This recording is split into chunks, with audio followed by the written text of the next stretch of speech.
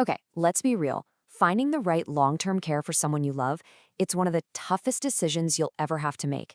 And if you're in Georgia, wow, the options can feel totally overwhelming. But here's the good news. You don't have to figure this out on your own. In the next few minutes, we're going to build a clear roadmap together so you can make the best choice with real confidence. So, if you're feeling stressed out, maybe a little confused, or just plain overwhelmed by this whole process, you're not alone, not by a long shot. This is a really tough journey, and trust me, thousands of families right here in Georgia are going through the exact same thing every single year. So yeah, it's completely normal to feel this way.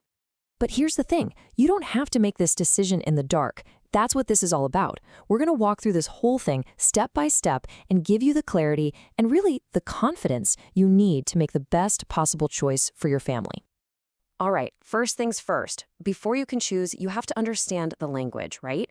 What are your actual options? Let's jump in and decode the different types of senior living communities you're going to run into here in Georgia. Okay, think of this as your master map for senior care in Georgia. It's like the 30,000-foot view of the entire landscape. You've got everything from these cozy, home-like personal care homes all the way up to skilled nursing facilities for really complex medical needs.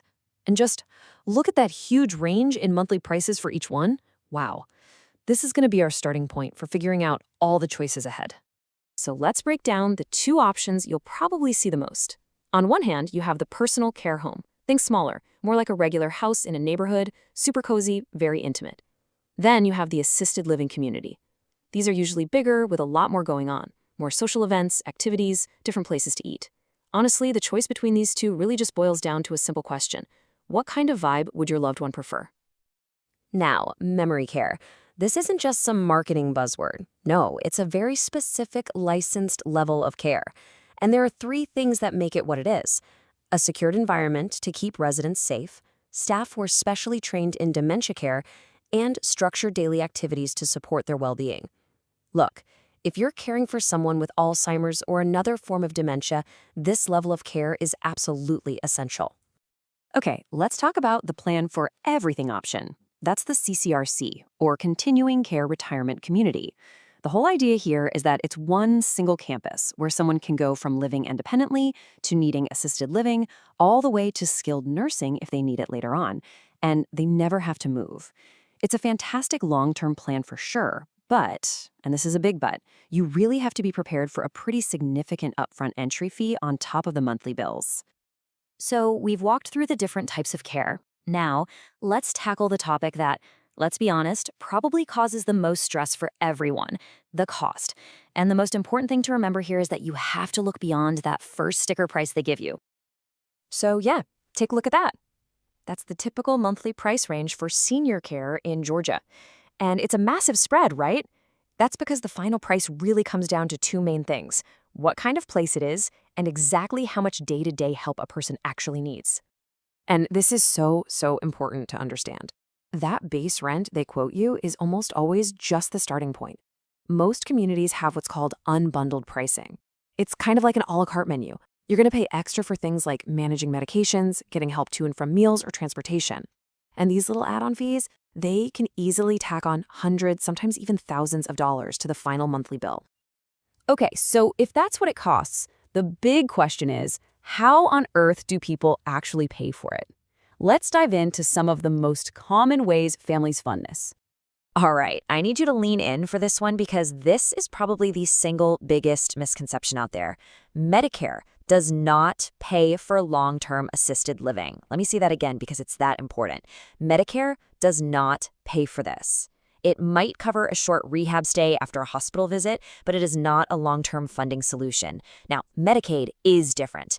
It can pay for nursing home care, but, and it's a big but, you have to meet some really strict financial and medical rules.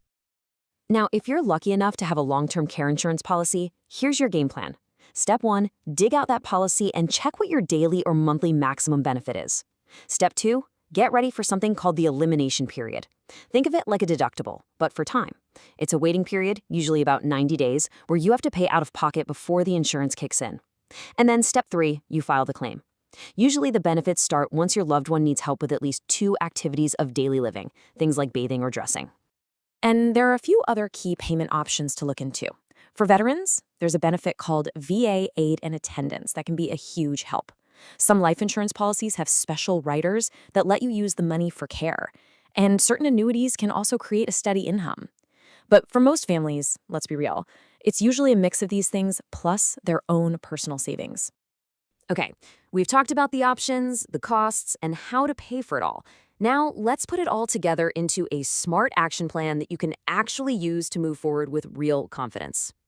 If you only remember one thing from our time together, let it be this.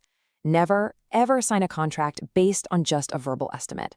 You have to ask for a written, all-in quote. It should break down the base rent plus every single potential care fee based on your loved one's specific needs. I'm telling you, this one simple step will save you from massive financial headaches down the road. Okay, here's a pro tip. A little insider question that tells you so much. You need to ask, what was last year's average rate increase for your current residents? Their answer reveals two huge things. First, how financially stable the community is, and second, what you can probably expect your own bill to jump by next year. If they're open and honest about this, that is a very, very good sign. Money is one thing, but safety and quality of care are everything. You have to dig into this. And please, don't be afraid to ask the tough questions. Ask them straight up how they handle falls, medication errors, or emergencies that happen after hours. Even more important, how do they tell families when something goes wrong?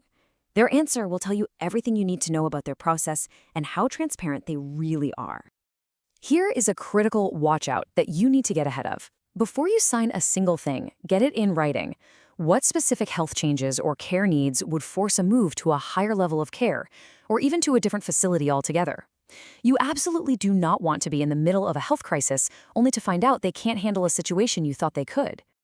And finally, let's talk about making the actual transition a success. I want you to think of these three things as totally non-negotiable. First, insist that their nurse does a full assessment before you sign the contract. Second, confirm that they have staff who are awake and on-site all night long. And third, right away, schedule a quick check-in meeting with the care team within that first week. It just sets up good communication from day one. So as we wrap this up, I want to leave you with a question to think about. After everything we've just gone through, what is the one thing you now know to ask that you absolutely didn't know before? Just thinking about that and answering it for yourself, well, that's your first real step toward making a truly informed and confident decision for your family.